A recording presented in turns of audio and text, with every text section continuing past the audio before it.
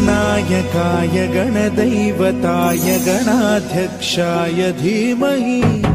गुणशरीराय गुणमण्डिताय गुणेशानाय धीमहि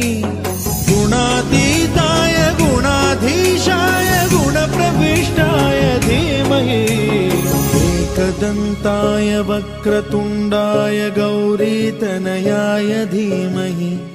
गजेशानाय भालचन्द्राय श्रीगणेशाय धीमहि